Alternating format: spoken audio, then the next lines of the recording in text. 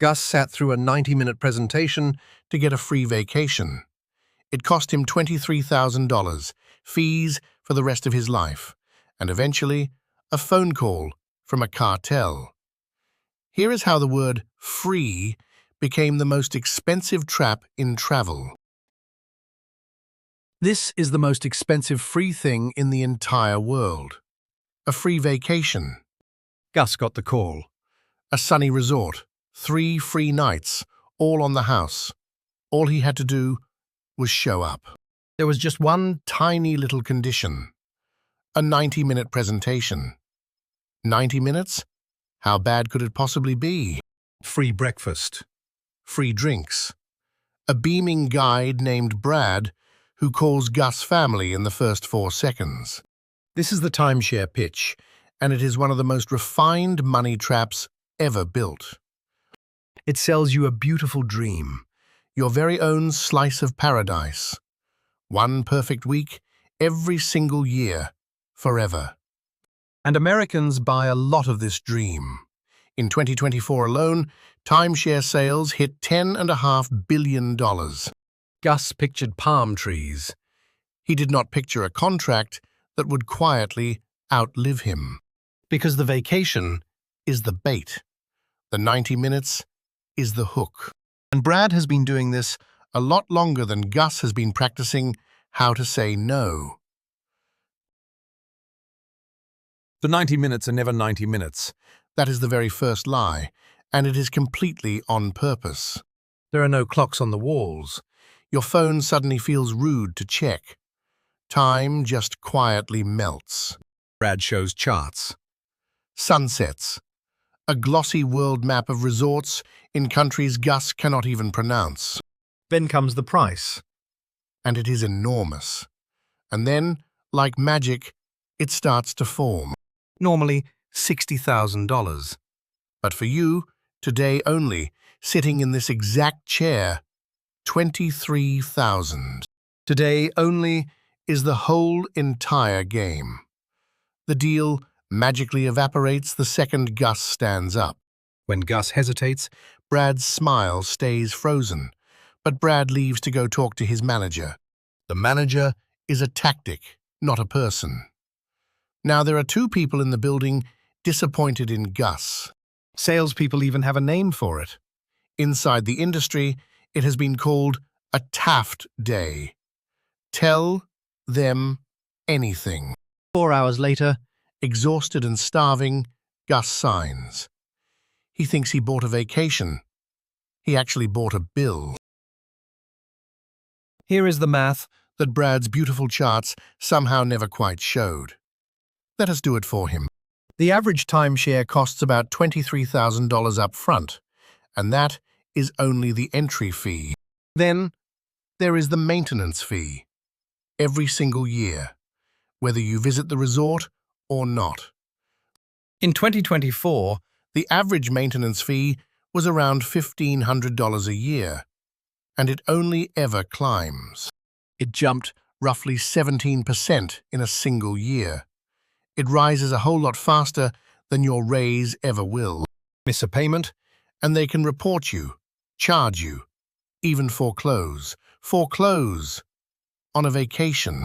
Add it all up over a few decades, and one little week in paradise can quietly cost you 6 figures.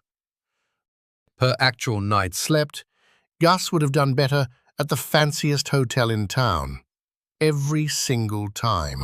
But here is the part that turns a merely bad deal into an actual trap. It does not stop. Most purchases simply end. You buy the thing, you own the thing. A timeshare does not work like that at all.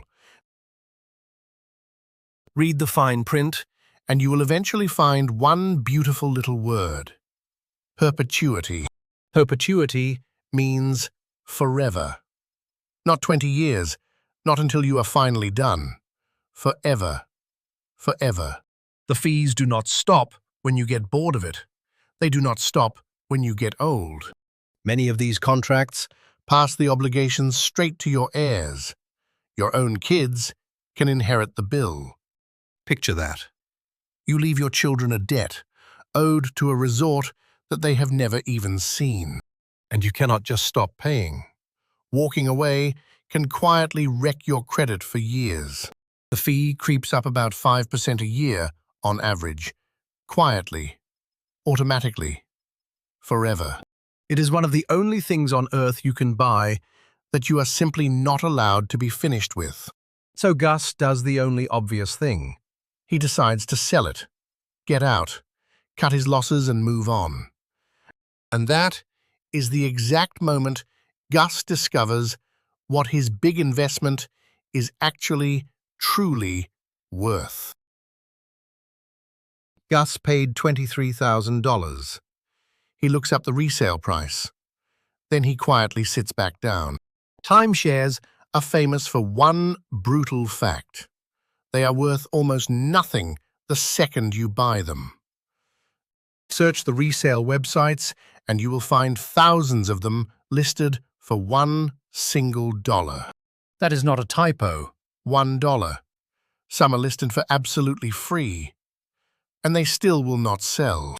The price is not the value of the timeshare. It is a bribe to take the endless fees off your hands. Economists actually have a precise word for a thing that costs you money just to own. A liability. Gus did not buy an asset. He bought a negative one. With a tan. A car, at least, loses its value slowly. A timeshare can hit zero before you have even left the parking lot. So now, Gus is truly stuck, paying forever for a week he barely uses, that he cannot even give away. Desperate, he types 3 little words into his phone that are about to cost him all over again. Get out. Timeshare. Now you might be thinking, Gus simply picked one shady company. So let us talk about the biggest one of all, Wyndham. At the time, the single largest timeshare company on the entire planet. A genuine household name.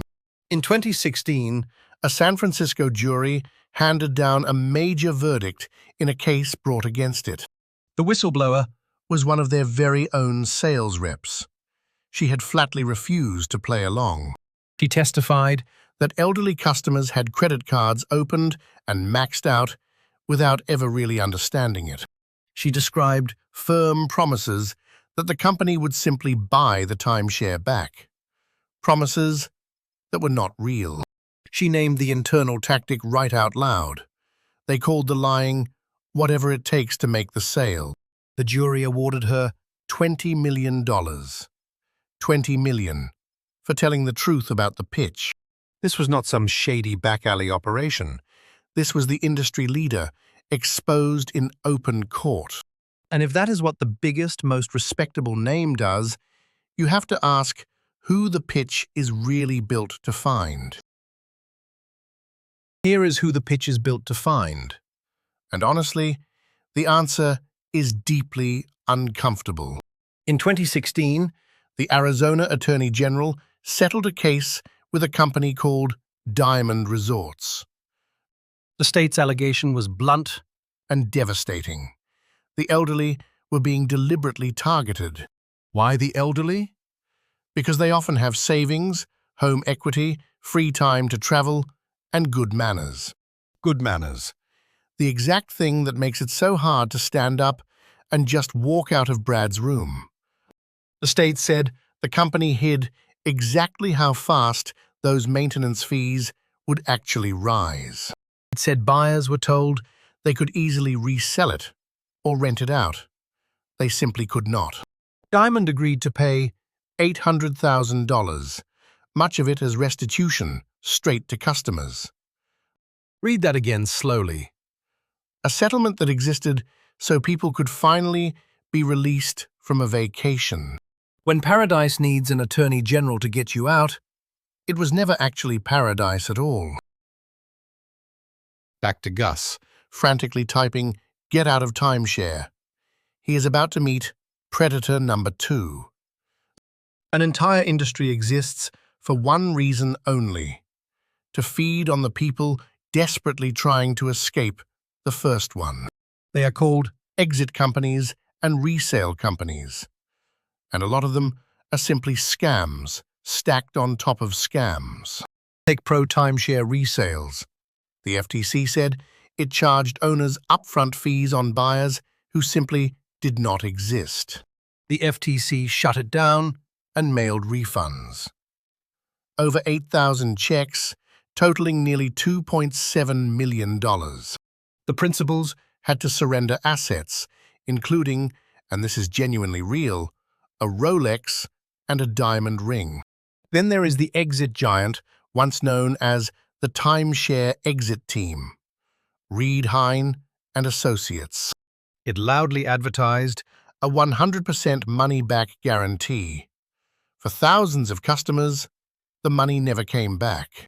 In 2021, Washington State made it pay $2.6 million and stop, with millions more if it ever reoffended. So the trap actually has two jaws, one to drag you in, and a whole industry waiting to rob you on the way out. And if you think that is as dark as this gets, please sit down. It gets darker, and every word is true.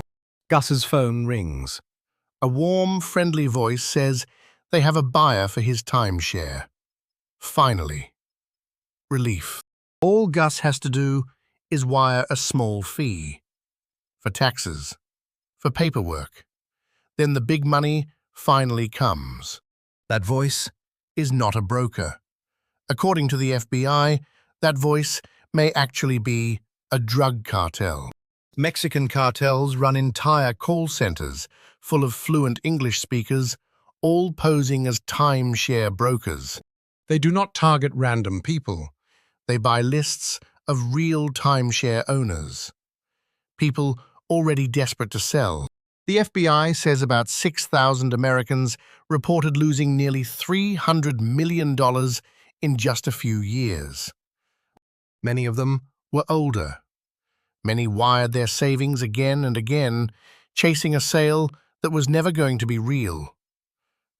The U.S. Treasury has now formally sanctioned cartel-linked companies running these exact schemes. A vacation pitch became a debt, became an exit scam, became a cartel, the same victim robbed 3 separate times.